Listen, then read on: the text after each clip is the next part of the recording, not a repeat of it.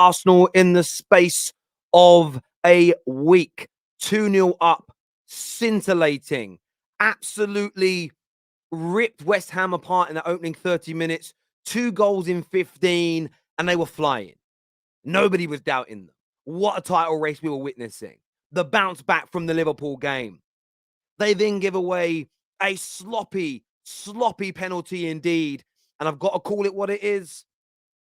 Arsenal bottled that game. I don't want to take anything away from West Ham. Their energy and aggression after their penalty that went in was astounding. They countered well. They defended brilliantly. But Arsenal lost their mojo. They weren't fighting. They bottled that. I've praised Arsenal lots this year, and I'm sure there'll be games remaining in this season where they get a lot of praise from me. However, there has to be criticism today. So I'm searching for a mouse. There has to be criticism today because as soon as West Ham's goal went in, the penalty, you didn't see Arsenal really and truly for the remainder of the game. They had a brilliant opportunity to make it 3-1 at the beginning of the second half. Bukayo Saka, it's not going to be a career-defining moment for him, but it could be a season-defining moment for Arsenal with a terrible penalty kick that flies wide.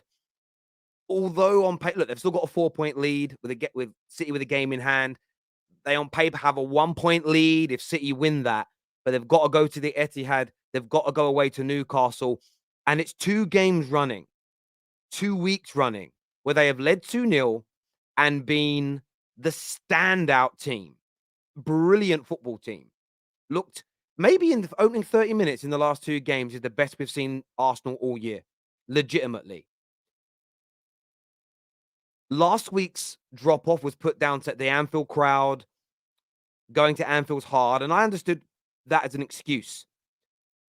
I don't understand today's capitulation outside of when that goal went in, the nerves set in. Because a stat came up on the board at about 60 minutes that said since Arsenal's second goal, West Ham had 7 shots to Arsenal's 1. And I think it was something like 20, about 15 to 16 touches in the box, opponent's box versus 2. And that isn't because West Ham are an exponentially better team than Arsenal. The heads went today. And they've handed a massive incentive now to Man City. The game, City, they had the opportunity to go into that match 9 points clear. They could still go into it 7 points clear, which still gives them a little bit of a psychological edge, but they're not being able to maintain that. And there is going to be a concern, and there should be a concern today from Arsenal fans for the lack of mentality towards seeing these last 2 games out.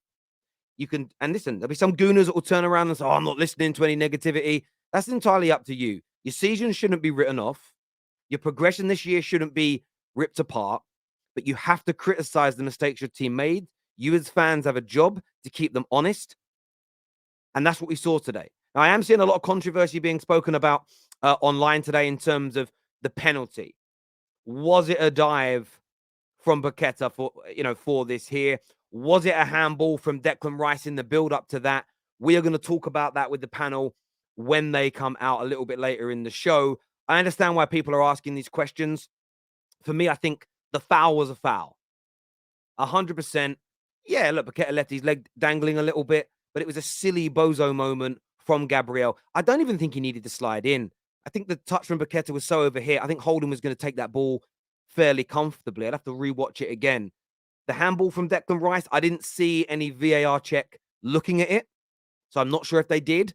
I saw that replay at about 70 minutes. Somebody sent me it as a DM, and it does there look like it struck the hand of Declan Rice. However, you look at the rules.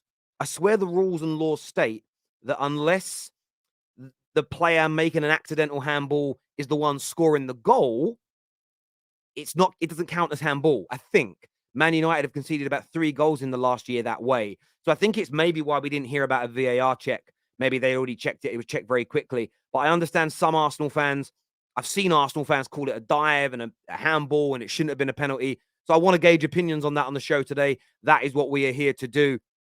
But as I say, integrity's got to come from me. And I have to say what I saw today. And it was a bottle job from Arsenal. They lost their confidence. There was no aggression, and there was no fight towards the end. That last minute of the game, go back and watch it, Gooners. You just got to get the ball into the box, and You're passing it around like you were 2-0 up. It was weird to me. You get the ball into the box, you try and break lines, and maybe, just maybe, we have seen this title race just take the edge off Arsenal's game. Weirdly, when they've gone 2-0 up twice. That's what I'm not quite. I don't understand that psychology. That should make you even more confident, but it's fallen away.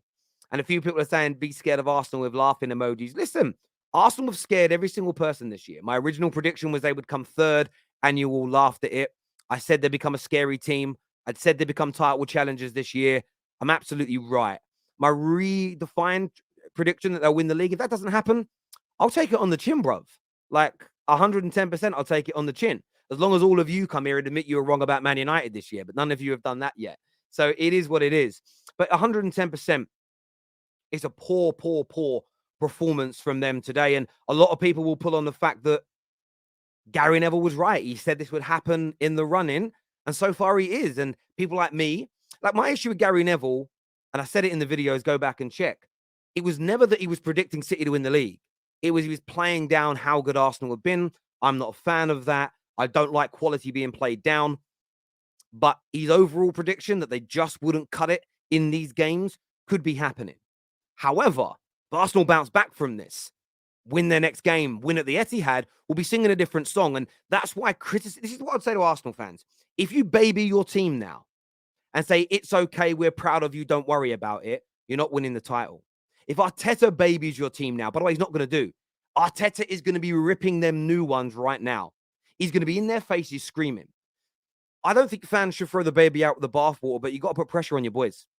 There has to be criticism of them. Any gooner telling you not to criticize, I'm going to say it as I see it, doesn't love the club enough.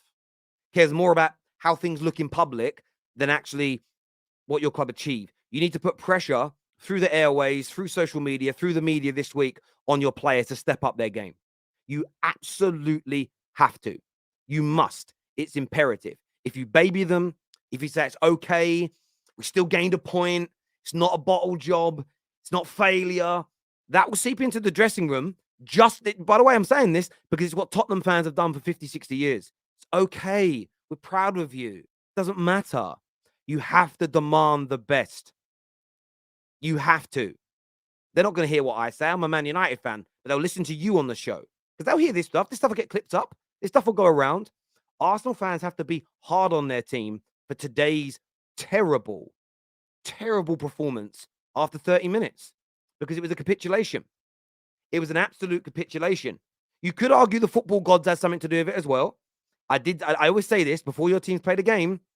Don't mock others too much. Too many people I saw in my DMs mocking my team for a 2-0 collapse. Look what the football gods did 3 days later. Keep your powder dry. Always. Maybe that's a lesson to you. Maybe not. I'm not too sure. I'm going to go to some of your super chats in a moment here. I want to know what you're thinking and feeling, but make sure the like button has been smashed. Make sure you are subscribing as well. Terry, are you upset? Yeah, listen, 110%. I'm upset because I don't want City doing a treble and I don't want City doing a three-peat. Am I upset for Arsenal? No. No. Terry, you always play down City. It's not true. I literally said this week on a stream that they win the Champions League this year. This City team becomes one of Europe's greatest ever teams. You know, top 20 greatest sides I think Europe's ever produced based on their domestic dominance and then adding a Champions League. I think it goes into, it doesn't become the greatest. They go on to win a couple more. That's another conversation. But it goes on to be a great European side. And we've only actually had a couple of Man United and a couple of Liverpool teams that go down as European greats. So there'd be only the third club in English football history, I believe, to become a European great. So I don't play down City all the time. That's just cap. I just said I thought Arsenal would win the league this year, but I never said that City would fall off. I never said that they weren't brilliant. I've never said that they're crap at any point. I don't even call them, like half of you do, a checkbook team when they win things. So let's not start moving the goalposts now. Let's not do that.